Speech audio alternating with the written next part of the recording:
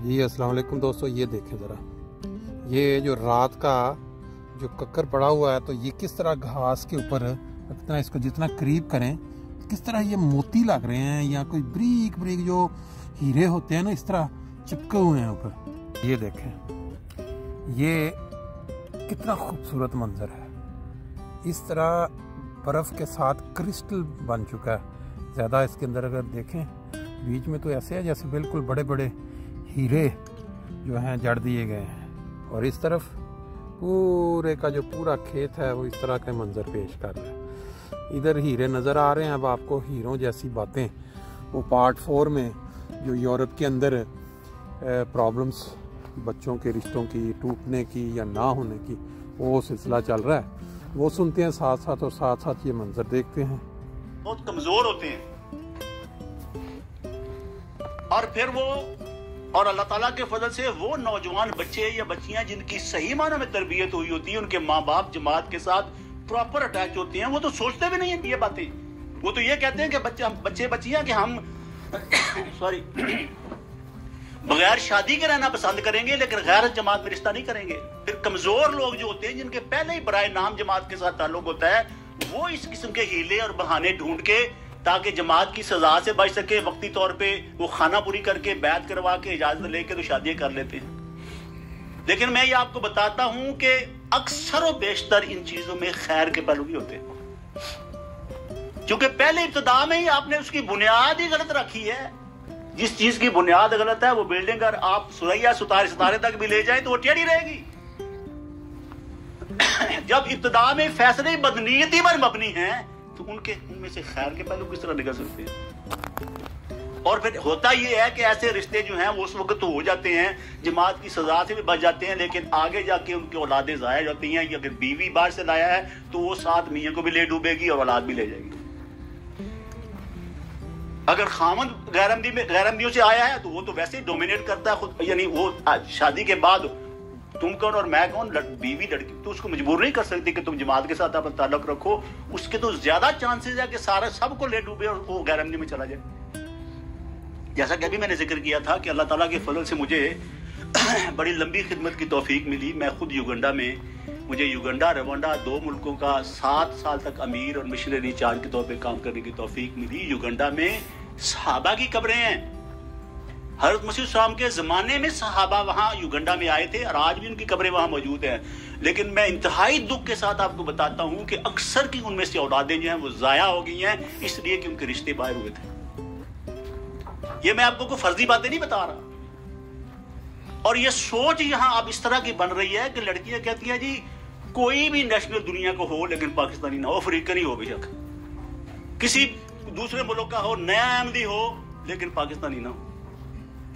वो खुदा के बंदो, खुदा खौफी कुछ, यानी कुछ सोचो। सारे हमारे लड़के जो बच्चे जो बच्चियां हैं, अगर हमारी ये सोच इस तरह की बन गई तो हम कहाँ जा रहे हैं। 99.9% तो हमारी जमात है ही पाकिस्तानी। वो तो कहीं सालों में भी 2-4 बंदे इस तरह दूसरे नेशनल जो यहाँ अहमदी होते होंगे, वो उनके रिश्ते कितने को होते होंगे। अगर आप इस इंतजार में बैठे रहेंगे कि पाकिस्तानी से शादी नहीं करनी और वो शादी करनी है तो किसी गैर मुल्की से करनी है, तो वो फिर बैठे रह जाते हैं। देखो खुदा क्या कहता है, अल्लाह ताला फरमाता है कि देखो कुरान करीम में अल्लाह ताला फरमाता है कि तैयब के लिए तैयब रिश्ता है। अगर आप बच्चों को मुत्तकी बना देंगे तो फिर खुदा 7वें आसमान से भी, जमीन के पाताल से भी आपके बच्चे के लिए रिश्ता अल्लाह ताला ले आएगा। शर्त है कि उसे मुत्तकी बनाएं, शर्त है कि उसे दीनदार बनाएं। अगर हम चाहते हैं ये मसाइल हल करना, तो फिर हमें अपने बच्चों की तरबियत करनी होगी और उनकी सोच बदलनी होगी। वरना मेरी ये बात याद रखें कि आगे चलकर ये मसाइल इससे बहुत ज्यादा संगीन सूरत इख्तियार करेंगी। अगर आज हम अपने बच्चे नौजवानों की, खा वो लड़कियां या तो लड़कियों की, ले जी साथ साथ ये मनाजर सुबह के वक्त -5 टेम्परेचर में, ये भी देखें फ्रैंकफर्ट के अंदर रश जो लोगों का आने जाने का, और आप बात आगे सुनते हैं। अब आपको बता रहा हूँ कि खुदा और उसका रसूल कहता है कि निकाह करना है, और निकाह करना है अपने दीन को बचाने के लिए, ना कि निकाह की खातिर पहले दिन ही अपने दीन को दांव पर लगा दे। और ये जो मसाइल इस वक्त फिर पे वो माँ बाप जिस वक्त एक अच्छी खासी तादाद है ऐसी बच्चियों की जो ओवर एज हो चुकी है, बहुत अच्छी आला तालीम याफ्ता है, बड़ी अच्छी जॉब कर रही है, कोई डायरेक्टर है, किसी ने PhD की है, कोई ये और वो है, सब कुछ है, लेकिन एज अब ज्यादा हो चुकी है, जो असल रिश्ते की मुनासिब उम्र से गुजर चुकी है, और वो माँ बाप बार बार फोन करते हैं कि जी हमने इतनी देर से रिश्ता नाता के साथ दफ्तर के साथ रजिस्टर करवाया हुआ है, लेकिन अभी तक वो जमात वाले को रिश्ता नहीं बताते। जब वो बताते हैं तो उनके स्टेटस उनके मेयार का नहीं होता, एज का मसला बन जाता है, और फिर वो आहिस्ता सा जमात से फेड अप होते हैं। वो कहते हैं जमात कुछ नहीं करती, दफ्तर वाले कुछ नहीं करते, यानी वो सारी जिम्मेदारी जो है ना, फिर वो अपनी बेवकूफियां, अपनी कमजोरियां, नालायकियां जो जमात में डालने की कोशिश करते हैं, जमात से बदजन इस तरह की बातें करके दूसरों के बदजन करते हैं, हालांकि वो समझते हैं कि इसमें असल कसूरवार वो खुद माँ बाप है। जब वक्त था उन बच्चों की शादियों का, उस वक्त उन्होंने उस रंग में संजीदगी के साथ कोशिश नहीं की जिस रंग में वो आज कर रहे हैं, जब वक्त गुजर चुका है।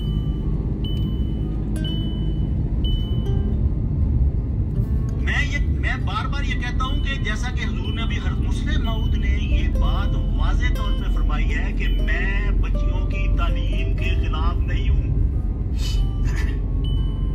लेकिन मैं बच्चियों की ऐसी तालीम के खिलाफ हूं जिससे उनके रिश्ते लेट हों, रिश्तों में तखीर हो। और सबसे बड़ी वजह इस वक्त जो है ना, वो हमारी बच्चियों के रिश्तों में ये चीज वजह बन रही है। देखिए, अगर हम मर्ज की तशखीस नहीं करेंगे तो इलाज नहीं हो सकेगा। मेरा दिन रात जो हमें इस वक्त मसाइल दरपेश है, जो वजूहात हमारे सामने आ रही हैं, वो यही है। अगर हमें आज तवज्जो कर लेंगे तो हमारे लिए बेहतर, अगर कल करेंगे तो नहीं करेंगे तो हमारे लिए मसाइल, जैसा कि अभी मैंने जिक्र किया, ये बढ़ेगा। ये जैसा कि अभी मैंने जिक्र किया कि रिश्ते की कामयाबी में तालीम का इतना बड़ा अमल दखल नहीं है, क्योंकि मिसालें हमारे सामने मौजूद है कि हम सब जो इस वक्त यहाँ बैठे हैं, मैं कह सकता हूँ कि अला वजह बसीरी ये कह सकता हूँ कि हमारे माँ बाप जो थे, सारा के बैठ जिस वक्त बैठा है, हमारे माँ बाप जो थे, अक्सर उनमें से बहुत वाजिबी सी इब्तदाई तालीम अगर थी तो थी, बहुत तो तालीम थी नहीं, तो क्या वो अपने रिश्ता इज़्वाजी जिंदगी में नाकाम हुए? अल्लाह ताला के फजल से अक्सर ने खुदा के फजल से नहायत कामयाब जिंदगी गुजारी है, इसलिए कि अखलाक और तकवा के आला मेयार पर थे, सच्चे और सुच्चे लोग थे। जहां माँ बाप ने जो फैसला कर दिया, खा वो कुछ भी था, फिर अपना उसी को नसीब समझ के वही सीस निभा दी, वही अपना सर झुका दिया, और उसी को खुदा ताला का फैसला समझ के उसी पे सर झुकाया। और बीवी थी तो उसने अपने मियाँ को खुदा, अपना मजाजी खुदा समझ लिया, अगर मर्द था, खामद था, तो उसने बीवी को यही समझ लिया कि मेरे लिए दुनिया की यही सबसे बड़ी नेमत है। और खुदा के फजल से बशाशत के साथ उन्होंने जिंदगी गुजारी, जैसा भी था, जो भी था, अल्लाह ने उसी में बरकत डाल दी। रसूल करीम सल्लल्लाहु अलैहि वसल्लम, मैं ये नौजवानों के बताना चाहता हूँ कि जो जब रिश्ता ढूंढते हैं तो रसूल करीम ये देखें कि हमारे आका मौला मोहम्मद रसूल सल्लल्लाहु अलैहि वसल्लम ने क्या फरमाया है। फरमाया, नेक और साले औरत दुनिया की सबसे बड़ी नेमत है। ये नहीं फरमाया कि जो जिसने PhD की हो, जो ऑक्सफोर्ड की यूनिवर्सिटी से वो ग्रेजुएट हो और यहाँ से और वहां से पढ़ी और ये डिग्री और वो हो। फरमाया, नेक और साले हो दुनिया की सबसे बड़ी नेमत है। नेकी को तरजीह दे, तकवे को तरजीह दे, खुदा को तरजीह दे, दीन को तरजीह दे, फिर कसम खुदा की, खुदा आपको कभी बेयारो मददगार नहीं छोड़ेगा। जमीन की पाताल से भी खुदा आपके बच्चों के लिए अल्लाह मियां रिश्ते निकाल के ले आएगा।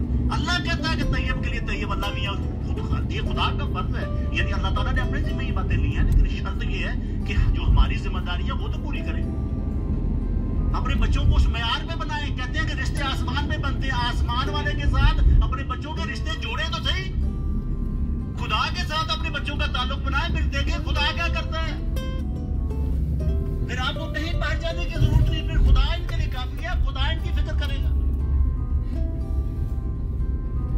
अच्छे पढ़े लिखे लोग या खाते पीते लोग, गरीब अच्छे नौजवान मुखलिस पढ़े लिखे हर लिहाज से सही होते हैं, लेकिन वो माली लिहाज से कुछ कमजोर होते हैं, लोग उनको बच्चियां नहीं देते। इसलिए लोग कहते हैं बच्ची खाएगी तू, और बता पूछे तू कितों खाना। तुम्हारे माँ बाप कौन सी बिल्डिंगें और जायदादें और छोड़ के गए थे तुम्हारे मुरब्बे पीछे? तुम भी तो, खुदा तुम्हें भी तो रिज़्क़ दे रहा है, खुदा ने भी तो खाना, खुदा का खाना भी छोड़े। जब हमने सब कुछ अपने हाथ में ले लिया, खुदा का खाना ही खाली छोड़ा, फिर हमारा खाना तो खराब होना ही है। हज़रत खलीफा खलीफतुल मसीह अव्वल रज़ियल्लाहु ताला अन्हु ने एक दफा किसी अमीर आदमी को अपनी बच्ची का रिश्ता किसी गरीब लड़के को देने के लिए कहा। उन लोगों ने ये कह के यही सेम ये बात इनकार कर दिया कि बच्ची खाएगी तो अकेला बनेगा। उस पे हजरत खलीफतुल मसीह अव्वल रज़ियल्लाहु ताला अन्हु ने जो इरशाद फरमाया वो सुनहरी हुरूफ से लिखे जाने के काबिल।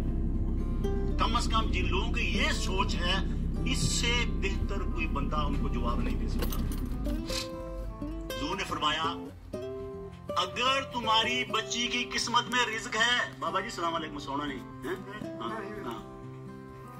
फरमाया अगर तुम्हारी बच्ची की किस्मत में रिज़्क है तो वो खाली घर को भी जाके भर देगी, और अगर तुम्हारी बच्ची की किस्मत में रिज़्क नहीं तो वो भरे हुए घर को भी जाके खाली कर देगी। और रिज़्क खुदा के बंदो, रिज़्क अल्लाह के जिम्मे है। अल्लाह पे भी कोई बात छोड़ो, अल्लाह पे भी कोई तवक्कल करो, खुद ना खुदा बनो। जो अल्लाह दे रहा है बशाशत के साथ खुदा की खुशनुदी की खातर, खुदा की रजा की खातर शुक्र करके उस पे इक्तिफा करे, बाकी बातें अल्लाह पे छोड़े। कुछ चीजें अल्लाह पे भी छोड़ने की होती हैं। अगर हमें ये बात समझ आ जाए कि रिज़्क जो है ना वो अल्लाह ताला के हाथ में है, जो अल्लाह ताला उस वक्त बच्चों के सामने जो आप बेहतर सोच सकते हैं मिल रहा है, इन बातों को, छोटी छोटी बातों को अना का मसला बना के या आड़ बना के या वजह बना के, जो हमारे खुद साख्ता मयार हैं, अल्लाह के मयार नहीं है ये याद रखे। खुदा का मयार और उसके दीन का और उसके रसूल का मयार रिश्तों के लिए कुछ और है। हमने और मयार बना लिया जिसकी वजह से इस वक्त हम सफर कर रहे हैं। ये अल्लाह ताला जालिम नहीं है, ये खुदा के मसाइल पैदा करता मसाइल नहीं है, हमारे अपने पैदा करता मसाइल है। इसलिए हल भी हमने खुद करना है। रिश्ता नाता हाफिज के पास इसका कोई हल नहीं, इसका हल मेरे और आपके पास है, माँ बाप के पास है, बच्चों के अपने पास है। अगर हम चाहते हैं कि ये मसाइल कम हल हों, रातों को उठें, अपने बच्चों के लिए खुदा की हुजूर में बच्चों के लिए दुआ करें, अपना नेक नमूना बच्चों के आगे रखें, उनकी सोच को बदलें कि रिश्ता करना है तो खुदा की खातर करना है, अपने दीन की खातर करना है, और खुदा के रसूल ने जो कुछ बताया उसके मुताबिक करो, फिर अल्लाह रिश्ता भी देगा। उसमें अल्लाह ताला सब अल्लाह ताला के फजल से, जैसा कि इस आयत में अल्लाह ने फरमाया, फिर अल्लाह सब सीधियाँ कर देगा, फिर सब ठीक होगा इंशाअल्लाह। वरना जो मर्जी हम कर लें, जितनी मर्जी होशियारियाँ कर लें, चलाकियाँ कर लें, जितनी मर्जी भाग दौड़ कर लें, और अपनी मर्जी के चाहे कि हम जिस तरह के आज मयार हमने बना लिया, मैं आपको बताता हूं कि ऐसे रिश्ते आर्डर में भी नहीं बनते। लड़के बहुत अच्छा, बाकी सब ठीक है, लड़के के रिश्ते दिखा, लड़के को जी उसका 2 इंच कद छोटा है। मेरा दिल करता था मैं इससे पूछूं कि तेरी अम्मी का कद कितना था, अब्बे का कितना। वो अल्लाह के बंदो, खुदा का खौफ करो। यानी अगर अल्लाह मियां 10 चीजें दे रहा है, छोटी मोटी बात, मैंने एक मिसाल दी है कि लड़कियों को लड़के इसलिए रिजेक्ट कर देते हैं कि इसका 2 इंच कद छोटा है या ये हिजाब लेती है। लड़के कहते हैं कि वो हमें वैसी लड़की नहीं चाहिए जो हिजाब लेती हो, हर वक्त मसीते रहते, हमें मौलवियारी नहीं चाहिए, मैंने उसे नमाज़ें नहीं पढ़ानी। लड़के कहते हैं। प्रॉब्लम दोनों तरफ है। खुशकिस्मती ये समझे कि अल्लाह ताला के फजल से अगर बच्ची जो नेक है, जमात के साथ अच्छा ताल्लुक है, अल्हम्दुलिल्लाह, और आपको क्या चाहिए। लेकिन यहाँ उल्टा गंगा उल्टी बह रही है। लड़के कहते हैं कि नहीं जी हमें ऐसी बच्ची नहीं चाहिए जो हर वक्त मसीते रहे और यानी और हिजाब लेती हो और नमाजें पढ़ती रहे। इसी तरह लड़कियों के वो भी कहते हैं कि जी हमें मौलवी नहीं चाहिए, हमें खास साफ कहते मुरब्बी से नहीं हमने करनी चाहिए। तो जब हमने अपने म्यार वो म्यार बना लिए हैं जो अल्लाह और उसके रसूल के म्यार नहीं है, और हमने उनको पीछे डाल दिया है, फिर खुदा ने भी हमें पीछे डाल दिया, फिर खुदा भी हमें भूल गया। अगर आज इसका हाल चाहते हैं या कल हाल चाहते हैं, इसका हाल यही है जो अल्लाह और उसके रसूल ने बताया, वो यही है कि अपने बच्चों को मुत्तकी बना दे, तकवा पे इन चीजों की बुनियाद रखे। फिर खुदा और उसका रसूल कहता है, फिर अल्लाह के फजल से सत्ते खैरा ने, फिर अल्लाह जरूर इनमें से कामयाबी के खुदा सामान कर देगा। आप अगर हमारी कमियां कमजोरी भी होगी तो अल्लाह ताला उन्हें दूर कर देगा। अल्लाह ताला हमें इस बात की तौफीक दे कि हम अपने मसाइल को भी समझें, और अल्लाह हमें तौफीक दे कि हम अपने बच्चों की इस रंग में तरबियत करने वाले हों। ये जब आपका अपने बच्चों पे एहसान नहीं होगा, जमात में भी एहसान होगा। इस वक्त सबसे बड़ी जो प्रॉब्लम जमात के लिए है वो यही है। ये इसका ये मतलब नहीं कि रिश्तेदार दफ्तर वाले या हुजूर या जमात या निज़ाम ये प्रॉब्लम की वजह से हमारा प्रॉब्लम नहीं है या लोगों का प्रॉब्लम है, खुश है, नहीं। आज अगर एक बच्ची हुजूर के पास जाती है, हुजूर की खिदमत में माँ बाप लिखते हैं कि हुजूर हम इस वजह से परेशान, हमारी रात की नींदें हराम है कि हमारी बच्ची जो है उसकी उम्र निकलती चली जा रही है और रिश्ता नहीं हो रहा, सारा खानदान परेशान है, तो आप क्या समझते हैं कि हुजूर को खुशी होती है? सबसे ज्यादा तकलीफ तो हुजूर को होती है अगर खानदान लोग मुश्किल में हैं, लेकिन जो कहते हैं वो हम करते नहीं। हम अल्लाह को मानते हैं लेकिन अल्लाह की नहीं मानते। सबसे बड़ा प्रॉब्लम ये है, हम खुदा के रसूल को मानते हैं लेकिन खुदा के रसूल की नहीं मानते। जब तक इस फर्क को नहीं दूर करेंगे ना हमारे मसले में, हम आज कर रहे हैं या कल कर रहे हैं, अल्लाह हमें इस बात की तौफीक दे कि हम इस मसले को जल्दी समझ आएं और अल्लाह हमारी मदद करे कि अल्लाह हमारे बच्चों के लिए अल्लाह मियां नेक और साले रिश्ते अल्लाह ताला जो है हमें अता करे। आमीन। जज़ाकुमुल्लाह।